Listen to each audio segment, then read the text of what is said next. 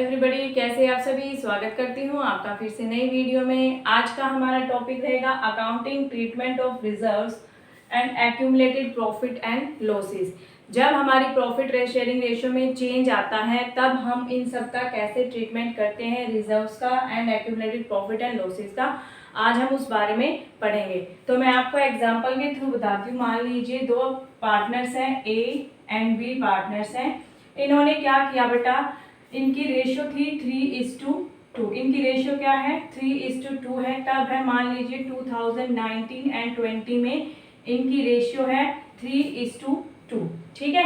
और इन्होंने इस ईयर प्रॉफिट अर्न किया 2 लाख रुपीज का। कितना प्रॉफिट अर्न किया, 2 लाख रुपीज का प्रॉफिट अर्न किया। अब ये क्या कहते हैं कि इस प्रॉफिट का कुछ पार्ट हम क्या करते हैं, रिजर्व क्रिएट कर लेते हैं। रिजर्व एज अ, इसको हम सेविंग भी बोल सकते हैं कि हम 2 लाख के प्रॉफिट में से क्या करते हैं, 40,000 हम क्या कर लेते हैं, एज अ रिजर्व रख लेते हैं अपने पास। इन फ्यूचर कभी हमें रिक्वायरमेंट होगी तो हम इसका यूज कर लेंगे, ठीक है।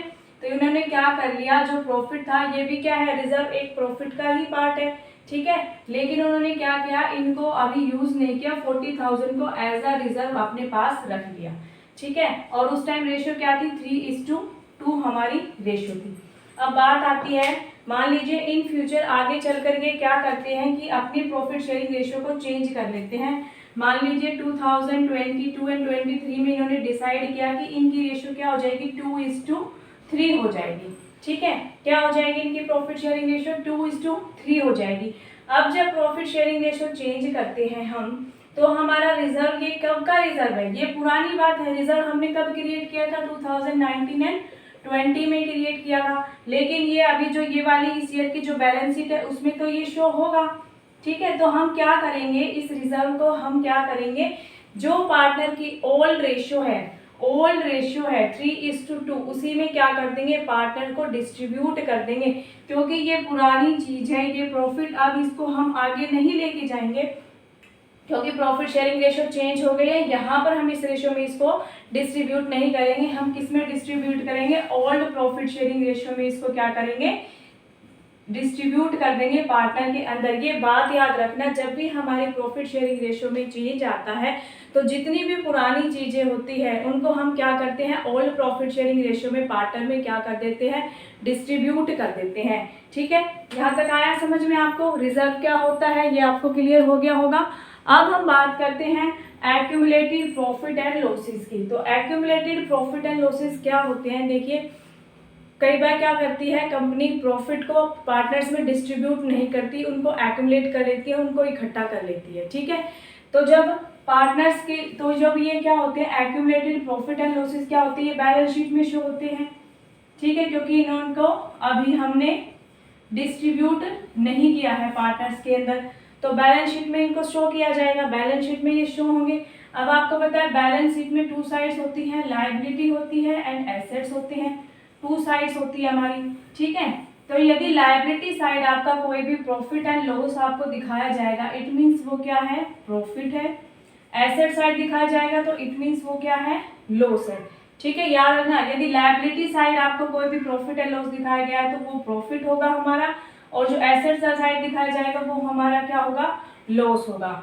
यदि किसी पीएनएल के बाद बेटा क्रेडिट लिखा होगा तो वो भी प्रॉफिट होगा, यदि डेबिट लिखा होगा तो वो लॉस होगा। क्योंकि जितने भी आइटम्स होते हैं, जितने भी हमारे क्रेडिट आइटम्स होते हैं उनको हम लायबिलिटी की तरफ शो करते हैं, और जितने भी हमारे डेबिट आइटम्स होते हैं उनको हम क्या किधर शो करते हैं, एसेट्स की तरफ शो करते हैं। अब बात आती है इसकी जर्नल एंट्री की। अब याद रखना ये भी किस में हम शो करेंगे, ओल्ड प्रॉफिट शेयरिंग रेशियो में। जितनी भी हमारी पुरानी चीजें होंगी उनको जब भी हमारी प्रॉफिट शेयरिंग रेशियो में चेंज आएगा तो हमेशा हम ओल्ड प्रॉफिट शेयरिंग रेशियो में क्या करेंगे, उसको डिस्ट्रीब्यूट करेंगे। अब बात आती है हमारी एक और टॉपिक है इसमें, साथ साथ वो भी देख लीजिए, फिर मैं आपको सारी एंट्री बताती हूँ। डेफर्ड रिवेन्यू एक्सपेंडिचर क्या होता है, deferred revenue expenditure. Deferred revenue expenditure बेटा आपको पता होगा, लेकिन फिर भी मैं बता देती हूँ। डेफर्ड रिवेन्यू एक्सपेंडिचर वो होता है जिस पर हम खर्चा तो अभी करते हैं लेकिन उसका बेनिफिट हमें कब मिलता है, इन फ्यूचर हमें बेनिफिट मिलता है। इसका बेस्ट एग्जांपल होता है हमारा advertisement suspense account. Advertisement suspense account, आपको यही हमेशा देखने को मिलेगा। एडवर्टाइजमेंट सस्पेंस अकाउंट आपको डेफर्ड रेवेन्यू एक्सपेंडिचर के एग्जांपल में देखने को मिलेगा। ये हमारा डेबिट बैलेंस होता है, ये एक तरीके का हमारा लॉस होता है जब हम इसमें एंट्री करते हैं। तो देखिए हमने मान लीजिए एक फॉर्म है, उसमें 5 लाख रुपीस क्या किए हैं, 5 लाख रुपीस उसने इन्वेस्ट किए हैं एक ऐड के ऊपर, ठीक है। उसको पता है इस ऐड का जो उसको बेनिफिट है 5 साल के अंदर मिलेगा, तो वो क्या करता है, टोटल 5 लाख को 5 हिस्सों में डिवाइड कर देता है, 1 2 3 4 एंड 5, 5 हिस्सों में उसको डिस्ट्रीब्यूट करता है और 5 साल के अंदर क्या करेगा, इस अमाउंट को वो रिटर्न ऑफ करेगा 1 लाख रुपीस भी, ठीक है। तो ये 1 लाख रुपीस हम क्या करते चले जाएंगे, इनको डेबिट करते चले जाएंगे हम, ठीक है। तो ये हमारा एक था डेफर्ड रेवेन्यू एक्सपेंडिचर के रिगार्डिंग। अब हम बात करते हैं हमारी एंट्रीज की।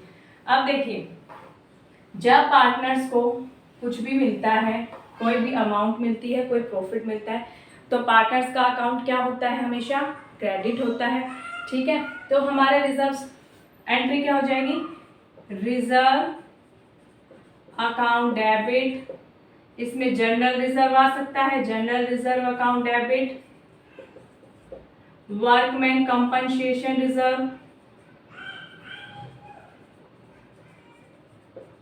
Reserve account debit to partners capital और करंट अकाउंट, ठीक है। समझ गए ना, capital account and current account को क्यों लिखा है, यदि फ्लक्चुएटिंग कैपिटल होगी तो कैपिटल लिखेंगे, यदि फिक्स्ड कैपिटल होगी तो करंट अकाउंट को हम क्रेडिट कर देंगे, ठीक है। तो हमारे क्या क्या आइटम्स, यानी कि हमारे रिजर्व्स एंड एक्यूमुलेटेड प्रॉफिट सारे कहाँ हो जाएंगे, डेबिट कर देंगे फर्स्ट एंट्री के अंदर। और पार्टनर को इसमें क्या होता है, गेन होता है, प्रॉफिट होता है, तो पार्टनर्स के कैपिटल या करंट अकाउंट को क्या कर दिया जाएगा, क्रेडिट किया दिया जाएगा, किसमें, ऑल प्रॉफिट शेयरिंग रेशियो में, किसमें, ऑल प्रॉफिट शेयरिंग रेशियो के अंदर, ठीक है। सेकेंड एंट्री में हम क्या करते हैं, जब हमारा लॉस होता है तो क्या करेंगे, पार्टनर्स कैपिटल और करंट अकाउंट को हम क्या कर देंगे, डेबिट कर देंगे to profit and loss account, यदि हमारा डेबिट बैलेंस दिया गया होगा प्रॉफिट का, to deferred revenue expenditure, deferred revenue expenditure, ठीक है। तो यानी कि जो भी हमारा प्रॉफिट होगा, जब पार्टनर्स को प्रॉफिट होगा तो पार्टनर्स के कैपिटल अकाउंट या करंट अकाउंट को क्या कर दिया जाएगा, क्रेडिट कर दिया जाएगा। यदि लॉस होगा तो उस टाइम क्या कर दिया जाएगा, पार्टनर्स के कैपिटल एंड करंट अकाउंट को डेबिट कर दिया जाएगा, ठीक है। ये थी हमारी इसकी एंट्री। अब हम एक क्वेश्चन करके देखते हैं जिससे कि आपको क्लियर हो जाएगा कि आपको कैसे एग्जाम में क्वेश्चन को सोल्व करना है। चलिए, X, Y and Z are partners sharing profits in the ratio 4:3:2. All ratio दे रखी है 4, 3 and 2. From April 1st 2022 they decided to share the profits equally. देखिए अब न्यू रेशियो क्या बना दी इन्होंने, 1:1:1. On that date their book showed the following items. Profit and loss का credit balance है, it means क्या है, प्रॉफिट है 1,20,000, general reserve 45,000, workman compensation reserve 60,000, advertisement suspense account debit दिया गया है, वैसे भी हमें पता है लॉस है हमारा 90,000, record the necessary general entries, ठीक है। अब जितने भी हमारे यहाँ पर क्रेडिट आइटम्स दिए गए हैं इनकी एंट्री हम एक करेंगे और जो हमारा डेबिट आइटम दिया है उसकी दूसरी एंट्री करेंगे, ठीक है। तो फर्स्ट एंट्री हमारी क्या हो जाएगी, पार्टनर्स को गेन किस किस से हो रहा है, देखिए प्रॉफिट एंड लॉस के क्रेडिट अमाउंट से, जनरल रिजर्व से एंड वर्कमैन कंपनसेशन रिजर्व। तो फर्स्ट एंट्री हो जाएगी हमारा profit and loss account debit, general reserve account debit, workman compensation reserve account debit to partners कौन कौन है, x y z, to x capital, to y's capital, to जेड्स capital account. अब amount देख लीजिए क्या क्या है, 1,20,000, 45,000 एंड 60,000, ठीक है, हमारा टोटल ये इतनी अमाउंट है, इन सबको आप ऐड कर लीजिए, 2,25,000 आ जाएगा। 2,25,000 को हम ओल्ड रेशियो में क्या कर देंगे बेटा, डिस्ट्रीब्यूट कर देंगे ओल्ड रेशियो में। किसको, 2,25,000 को, इन सबको हमने प्लस कर लिया, प्लस करके अमाउंट आई हमारी 2,25,000। इनको हम डिस्ट्रीब्यूट कर देंगे ओल्ड प्रॉफिट शेयरिंग रेशियो 4:3:2 के अंदर, तो हमारा अमाउंट आ जाएगा 1,75,050,000। ठीक है, तो ये थी हमारी फर्स्ट एंट्री। अब हम करते हैं हमारी second entry advertisement suspense account की। ठीक है, जिसमें हमारा लॉस दिया गया है। तो सेकेंड एंट्री में हम क्या करेंगे, पार्टनर्स का अकाउंट जहां पे हमने क्रेडिट किया था उसकी बजाय इसको क्या कर देंगे, डेबिट कर देंगे पार्टनर्स के अकाउंट को। तो एंट्री हो जाएगी x capital account debit, y's capital account debit, जेड्स capital account debit to advertisement suspense account. कितनी अमाउंट दी गई है, 90,000, तो 90,000 लिखेंगे यहाँ पर, और अमाउंट आ जाएगी हमारी ओल्ड प्रॉफिट शेयरिंग रेशियो में ही, इसको क्या करेंगे हम डिस्ट्रीब्यूट कर देंगे। तो अमाउंट क्या आ जाएगी 40,000, 30,000 एंड 20,000। तो आपको हमेशा याद रखना है, जो भी हमारे पिछले जितने भी आइटम्स दे रखे, जो ओल्ड आइटम्स दे रखे होंगे उनको डिस्ट्रीब्यूट करेंगे हम ओल्ड प्रॉफिट शेयरिंग रेशियो में। चाहे हमारी प्रॉफिट शेयरिंग रेशियो चेंज हो जाए, हमें न्यू रेशियो से हमें कुछ नहीं लेना देना, हमें सिर्फ क्या करना है, ओल्ड रेशियो के अंदर हमारे जितने भी रिजर्व्स हैं, सरप्लस है, सबको क्या कर देना है, पार्टनर्स के अंदर डिस्ट्रीब्यूट कर देना है। जब पार्टनर्स को प्रॉफिट होगा तो उनके अकाउंट्स को क्रेडिट कर दिया जाएगा, यदि पार्टनर्स को लॉस होगा तो उनके अकाउंट को क्या कर दिया जाएगा, डेबिट कर दिया जाएगा। वीडियो अच्छी लगी हो तो वीडियो को लाइक कर देना, चैनल पर नए हैं तो चैनल को सब्सक्राइब कर देना।